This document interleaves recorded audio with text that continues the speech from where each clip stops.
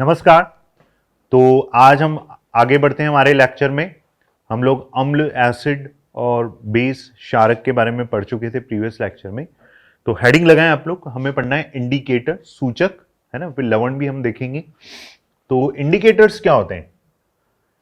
तो नाम से हमें पता लगना है किसी भी की प्रेजेंस को इंडिकेट जो करे, है ना, ऐसा केमिकल होता है। तो इसका एक्चुअल में क्या डेफिनेशन है वो देखेंगे।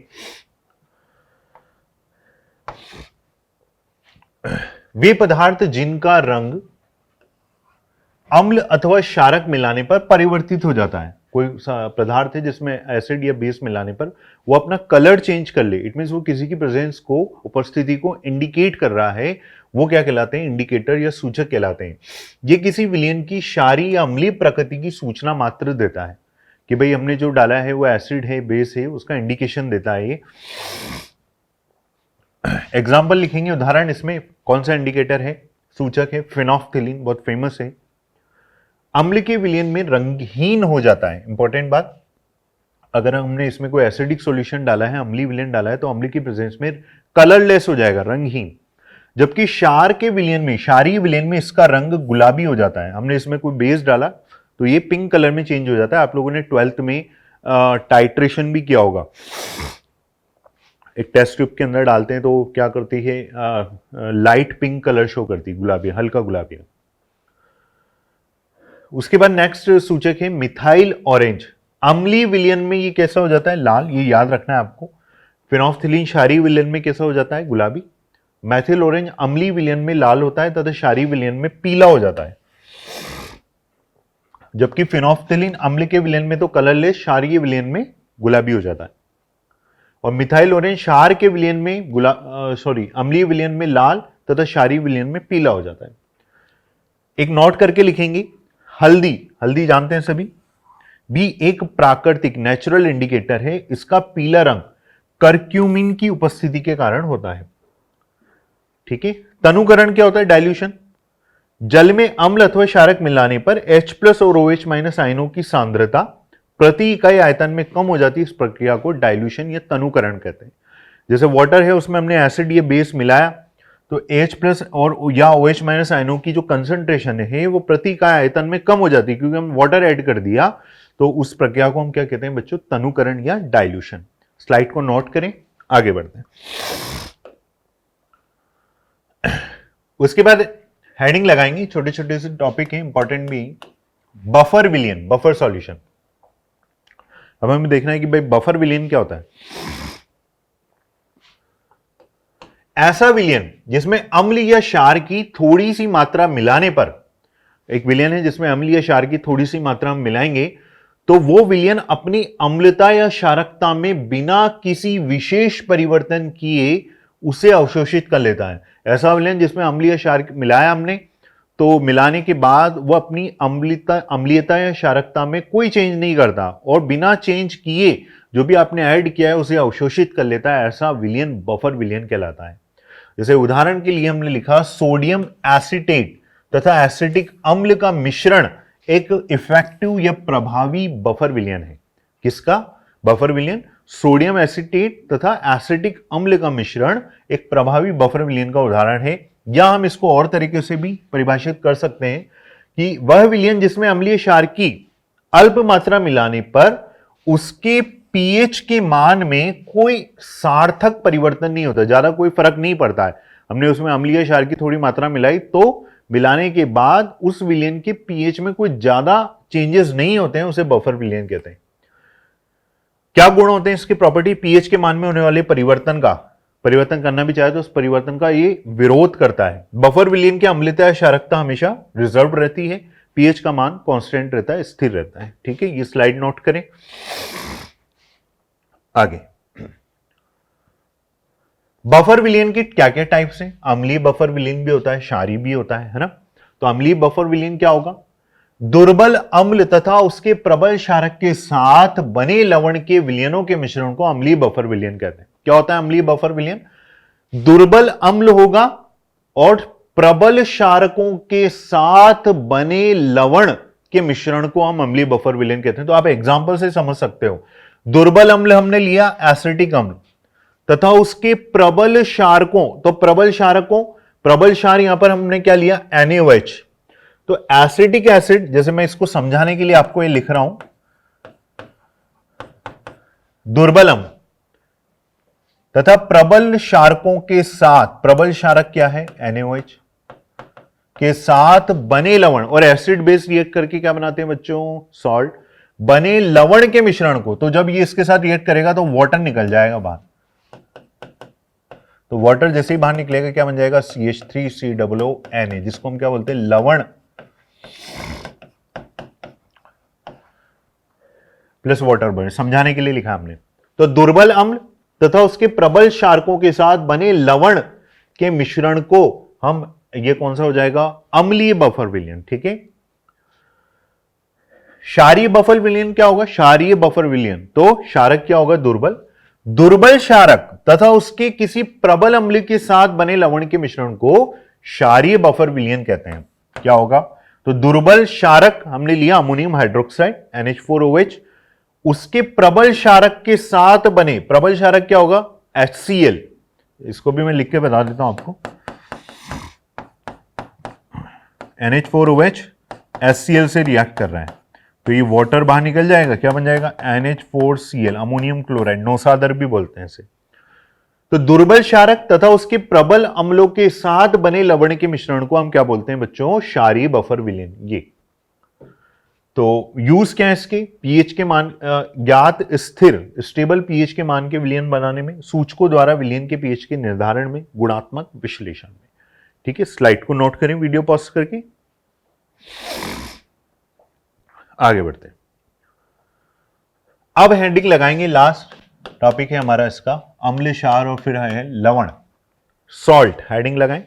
सॉल्ट आप जानते हैं अम्ल और क्षार की आपस में जो क्रिया होती है उससे क्या बन जाता है, लवण, और ये जो अभिक्रिया होती है एक उदासीनीकरण, न्यूट्रल अभिक्रिया है, जिसमें पीएच का मान क्या होता है, उदासीन रहता है, 7 रहता है, कांस्टेंट रहता है। तो डेफिनेशन लिखेंगे इसका, वे पदार्थ जो किसी अम्ल या क्षार की अभिक्रिया स्वरूप बनते हैं, हम जानते हैं एसिड बेस को रिएक्ट करोगे तो क्या बनेगा, लवण बनेगा, लवण कहलाते हैं। ये जल में आयनित होकर H प्लस और या OH माइनस आयन बनाते हैं, बिल्कुल, जल में डालोगे लवण को, इसको आयनीकृत करेंगे तो H प्लस और OH माइनस आयन देता है, बिल्कुल बनता कैसे, अम्ल और क्षार की अभिक्रिया से। अम्ल व क्षार की अभिक्रिया न्यूट्रल होती है, उदासीनीकरण अभिक्रिया होती है। या दूसरी डेफिनेशन और लिखना चाहें तो देखो, लवण व यौगिक है जो किसी अम्ल के एक या अधिक हाइड्रोजन परमाणु को किसी क्षारक के एक या अधिक धनायन से प्रतिस्थापित करने पर बनता है। इसको आप इससे समझ सकते हो कि लवण कैसे बन रहा है, NaCl यहां सामान्य लवण है, सिंपल सॉल्ट, जिसे हम खाने का नमक भी बोलते हैं। तो अम्ल और क्षार, ये अम्ल है आपका HCl प्रबल अम्ल, ये प्रबल क्षार है आपका क्षारक। तो जब अम्ल कैसे बन, लवण कैसे बन रहा है, वह यौगिक है जो किसी अम्ल के एक या अधिक, क्या निकालेगा H plus Cl minus, Na positive OH minus, किसी अम्ल के एक या अधिक हाइड्रोजन परमाणु को किसी क्षारक के किससे प्रतिस्थापित करेंगे, एक या अधिक धनायन, धनायन क्या है, Na पॉजिटिव से प्रतिस्थापित करने पर बनाते हैं। तो जैसे ये रिएक्ट करेगा तो Na इस H प्लस लिखा ना हमने, एक या अधिक हाइड्रोजन परमाणु को किसी क्षारक के एक या अधिक धनायन से प्रतिस्थापित करने पर, तो यहां पर Na के साथ क्या आ जाएगा, Cl आ जाएगा और वाटर बाहर निकल जाएगा एक या अधिक धनायन से। तो ये होता है आपका सिंपल सॉल्ट, लिखें इसको। लवणों के गुणधर्म प्रॉपर्टीज लिख लें। लवण जो होते हैं सॉल्ट ठोस अवस्था में होते हैं, एक एग्जांपल आप जानते हैं सभी, नमक, सॉल्ट।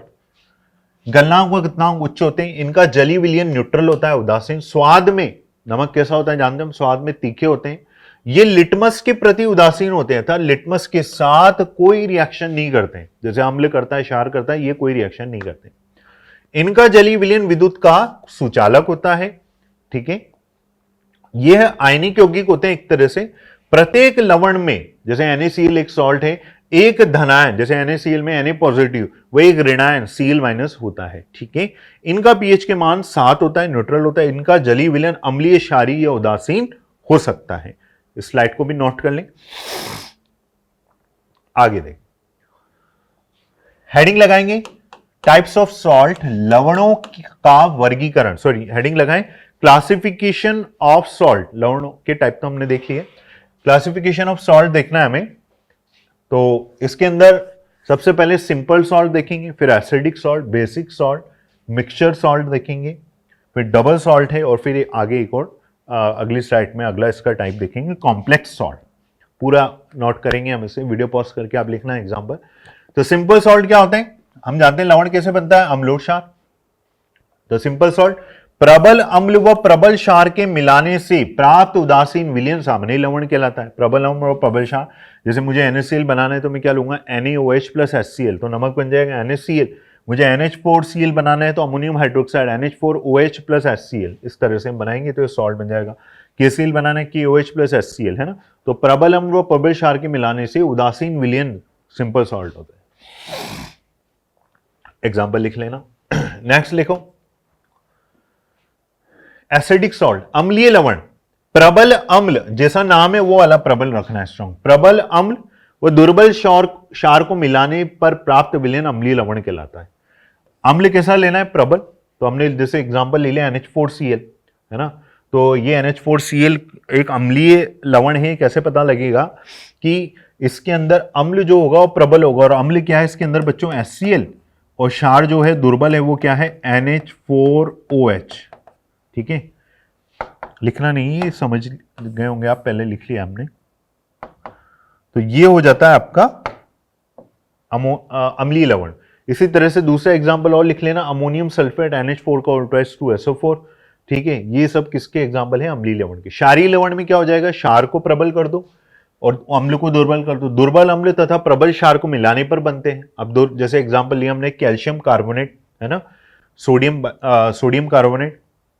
तो इसके अंदर दुर्बल अम्ल कौन सा है यहां पर, जैसे अगर हम देखें प्रबल क्षार कौन सा है, CaOH2 कैल्शियम हाइड्रोक्साइड, और ये दुर्बल अम्ल कौन सा है, H2CO3 कार्बोनिक एसिड। ठीक है, तो इससे ये बन जाएगा आपका क्षारीय लवण। उसके बाद आता है मिश्रित लवण। वे लवण जो एक अम्ल के दो क्षारों तथा एक क्षार के दो अम्लों द्वारा उदासीनीकरण के फलस्वरूप बनते हैं। वे लवण जो एक अम्ल के दो क्षारों तथा एक क्षार के दो अम्लों द्वारा उदासीनीकरण के फलस्वरूप बनते हैं। ऐसे लवण जिनमें एक से अधिक अम्लीय या क्षारीय मूलक उपस्थित हों। इसमें एग्जांपल लिखेंगे आप, विरंजक चूर्ण जिसका फॉर्मूला होता है CaOHCl2, या सोडियम पोटेशियम कार्बोनेट Na2K2CO3, जो एक अम्ल के दो क्षारों, एक अम्ल क्या है इसमें, H2CO3, दो क्षार कौन से दिख रहे हैं आपको, एक तो सोडियम का NaOH है, दूसरा पोटेशियम का भी इसके अंदर क्षारक है। तो उनसे मिलकर जो बनते हैं दैट इज मिश्रित लवण या मिक्सचर सॉल्ट। उसके बाद इंपॉर्टेंट है, देखो डबल सॉल्ट, 12th के अंदर भी पढ़ते हैं हम इसे, कोऑर्डिनेशन में आप लोगों ने पढ़ा होगा इसे। डबल सॉल्ट क्या होता है, जो दो सामान्य लवणों से निर्मित लवण द्वितीय युक्त लवण कहलाता है। ये केवल ठोस अवस्था में होते हैं। ये जल में घुलकर दो प्रकार के धातु आयन निर्मित करते हैं, और इसका बहुत इंपॉर्टेंट एग्जांपल है फिटकरी, सभी ने नाम सुना होगा, जिसका फॉर्मूला होता है K2SO4.L2SO4 का ऑल्ट्राइज 3.24H2। याद रखना है आपको, इसको क्या बोलते हैं, पोटाश एलम या फिटकरी। दूसरा डबल सॉल्ट होता है मोर सॉल्ट। ये आप लोगों ने 12th के अंदर जो टाइट्रेशन करते हैं ना, उस वहां पर अनुपापन में, वहां पर आप लोगों ने इसका प्रैक्टिकल किया होगा। तो मोर सॉल्ट क्या होता है, उसका भी फॉर्मूला याद रखना है, FeSO4.NH4 का उल्टा 2SO4.6H2। ये होता है आपके द्विक सॉल्ट। ठीक है, नोट करना है इसे। आगे बढ़ते हैं, अगला है कॉम्प्लेक्स सॉल्ट, संकर लवण। एग्जाम्पल याद रखने मैंने तो इनकी। क्या होता है, वे लवण जो दो यौगिकों की अभिक्रिया के फलस्वरूप बनते हैं तथा बनने वाले लवण के गुण प्रयुक्त यौगिकों के गुणधर्म से भिन्न होते हैं, कॉम्प्लेक्स सॉल्ट कहलाते हैं। एग्जाम्पल बहुत इंपॉर्टेंट है इसका, पोटेशियम फेरोसाइनाइड K4FeCN6, दूसरा है पोटेशियम मर्क्यूरिक आयोडाइड K2HgI4, और फिर है डाइएमिनो सिल्वर क्लोराइड AgNH3 2Cl। ये सब कॉम्प्लेक्स सॉल्ट के एग्जांपल है, जिसमें इंपॉर्टेंट है पोटेशियम फेरोसाइनाइड। ठीक है, नेक्स्ट हेडिंग लगाएंगे कुछ इंपॉर्टेंट पॉइंट्स जो आपको याद रखने हैं, मुख्य बिंदु। 3 कैटेगरी लिखा है, प्रबल अम्ल तथा दुर्बल क्षार के लवण कौन कौन से, एग्जाम्पल लिख लो। अम्ल कैसा होना चाहिए, प्रबल, जैसे NH4Cl HCl, दुर्बल क्षार NH4OH। इधर CuSO4 दे रखा है, H2SO4 और CuOH2, है ना। तो प्रबल अम्ल दुर्बल क्षारकीय लवण में क्या होता है, जलीय विलयन जो होता है वो अम्लीय होता है, पीएच का मान 7 से कम होगा, है ना, वो 6 हो सकता है, 5 हो सकता है। दुर्बल अम्ल तथा प्रबल क्षारकीय लवण पीएच का मान 7 से ज्यादा होगा, जलीय विलयन क्षारीय, पीएच का मान 7 से अधिक। प्रबल अम्ल तथा प्रबल क्षार के लवण, अम्ल भी प्रबल क्षार भी लवण, जलीय विलयन न्यूट्रल हो जाएगा, उदासीन, पीएच का मान 7।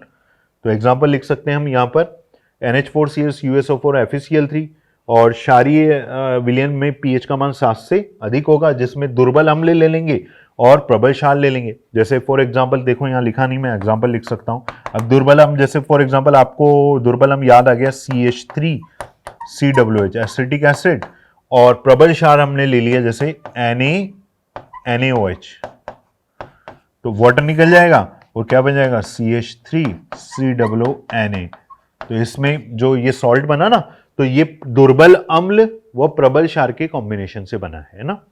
प्रबल अम्ल तथा प्रबल क्षार के लवण होते हैं, जैसे हमने एग्जांपल लिया NaCl, तो NaOH और HCl की रिएक्ट करो, क्षारक प्रबल अम्ल प्रबल दोनों की क्रिया से वाटर बाहर और NaCl बन जाए। तो एग्जांपल NaCl K2SO4। ठीक है, नोट करो इस स्लाइड को, आगे बढ़ते हैं। उसके बाद नेक्स्ट लिखेंगे लवणों के क्या यूज है। बहुत सारे हमने सॉल्ट देखे अलग अलग, इनके स्पेसिफिक यूज कई बार पूछ लिए जाते हैं, तो उसको डिटेलिंग कर लिया है। तो देखो नमक जानते हैं, NaCl का क्या यूज है, इनके नाम हम लिख चुके हैं। सोडियम क्लोराइड सबसे पहले भोजन का आवश्यक भाग है, खाने में यूज करते हैं, हम इसे डालते हैं। सामान्य लवण खनिज के रूप में भी उपयोगी है और खाद्य परीक्षण में इसका यूज किया जाता है। दूसरा है सोडियम बाइकार्बोनेट, नाम लिख लेना, मैं बोल रहा हूं, फॉर्मूला लिखा हुआ है NaHCO3। बेकिंग सोडा भी बोलते हैं, केक वगैरह में भी यूज लिया जाता है इसको, मैंने यहाँ लिखा नहीं है, केक वगैरह बनाने में, स्पंजी करने में इसका यूज, बेकिंग पाउडर बनाने में, प्रतियम सबसे इंपॉर्टेंट एंटा एसिड के रूप में, है ना, ये इनो वगैरह यूज करते हैं हम, तो उसके अंदर क्या होता है, सोडियम बाइकार्बोनेट। इनो का प्रमुख घटक यही है, इसका यूज सोडा अम्ल व अग्निशामक के रूप में भी किया जाता है। अगला लिखेंगे third, sodium bicarbonate, sorry sodium bicarbonate तो ये है आपका सोडियम कार्बोनेट, फॉर्मूला लिख लें Na2CO3.10H2O। इसे धावन सोडा या धोने का सोडा भी बोलते हैं, कपड़े वगैरह धोने में, है ना। इसका यूज कांच, साबुन एवं कागज इंडस्ट्री में किया जाता है, पेपर इंडस्ट्री, कागज उद्योग में, जल की स्थायी कठोरता हटाने में, अपमार्जक के निर्माण में, है ना, कपड़ों की शुष्क धुलाई में, बोरेक्स का फॉर्मूला याद रखना, Na2B4O7 के निर्माण में भी ये उपयोगी होता है। ठीक है, नोट करें स्लाइड को, आगे बढ़ते हैं। फोर्थ देखेंगे कास्टिक सोडा, जिसको हम क्या बोलते हैं, सोडियम हाइड्रोक्साइड, प्रबल क्षारक, कास्टिक सोडा नाम होता है इसका, NaOH। साबुन अपमार्जक बनाने में, साबुनीकरण की एक अभिक्रिया होती है वहां पर, ब्लीच आदि बनाने में इसका यूज बॉक्साइड अयस्क से एल्यूमिनियम धातु के निष्कर्षण में, है ना, पेट्रोलियम के परीक्षण में भी इसका यूज होता है। फिफ्थ देखेंगे potassium nitrate, KNO3, potassium nitrate को बोलते हैं शोरा या नाइटर, नाम से आ रहा है ना, तो यूज आतिशबाजी के सामान बनाने में, गन पाउडर बनाने में, कांच उद्योग में, और फर्टिलाइजर उर्वरक के बनाने में। 6 है कॉपर सल्फेट CuSO4.5H2O, ये भी इंपॉर्टेंट है, इसको क्या बोला जाता है, लैब वगैरह में भी देखते हैं हम इसे, 12th में देखा होगा आपने, नीला तोता बोलते हैं इसे। इसका यूज कीटनाशक के रूप में कॉपर के शुद्धिकरण में किया जाता है, इसका फॉर्मूला याद रखना, CuSO4.5H2O। 7th है विरंजक चूर्ण, कैल्शियम ऑक्सीक्लोराइड, फॉर्मूला है CaOCl2। इसका उपयोग कपड़ों के विरंजन में, क्लोरोफॉर्म के निर्माण में और रासायनिक इंडस्ट्रीज में, उद्योगों में इसका उपयोग किया जाता है। फॉर्मूले याद रखना है, नाम याद रखना है। नेक्स्ट स्लाइड, पोटाश एलम, अभी लिखा हम लोगों ने, डबल सॉल्ट में इसको फिटकरी बोलते हैं, इसको K2SO4.Al2SO4 को C24H2O, फिटकरी। जल के शुद्धिकरण में, खून बहने को रोकने में, इस प्रक्रिया को क्या बोलते हैं, फिटकरी लगाते, कहीं कट लग जाए, फिटकरी, जिसको क्या बोलते हैं, ब्लड की क्लोटिंग कर देता है, खून बहने को रोकने में, है ना, औषधि निर्माण में, रंगाई उद्योग में फिटकरी का यूज होता है। अगला है NH4 नोसादर, अमोनियम क्लोराइड, दूसरा नाम होता है इसका नोसादर। इसका यूज अमोनिया बनाने में, उर्वरक निर्माण में, शुष्क व लेक्लांशी, इंपॉर्टेंट, ड्राई और लेक्लांशी सेल बनाने में इसका यूज करते हैं हम NH4Cl का, कपड़ों की रंगाई में भी इसका यूज किया जाता है। अगला है कैल्शियम सल्फेट, इंपॉर्टेंट है ये भी, उसका फॉर्मूला याद रखना है, कैल्शियम सल्फेट हेमीहाइड्रेट, CaSO4.5H2, इसलिए बोला हेमीहाइड्रेटेड। इसे अगर हाइड्रेटेड होता तो वो क्या बन जाता आपका जिप्सम, CaSO4.2H2। इसे प्लास्टर ऑफ पेरिस भी कहते हैं, कैल्शियम सल्फेट हेमीहाइड्रेटेड, हाफ H2 इसलिए हेमी। इसे जिप्सम, जिसका फॉर्मूला CSO4.2H2 है ना, को गर्म करके बनाया जाता है। जिप्सम को हीट करेंगे तो प्लास्टर ऑफ पेरिस में चेंज हो जाता है। प्लास्टर ऑफ पेरिस को आप लिख सकते हैं POP। इसका यूज प्लास्टर बनाने में, डेंटल चिकित्सा में, दंत चिकित्सा में भी करते हैं, पुट्टी बनाने में भी किया जाता है। ये इसके यूज होते हैं, किसके, प्लास्टर ऑफ पेरिस के।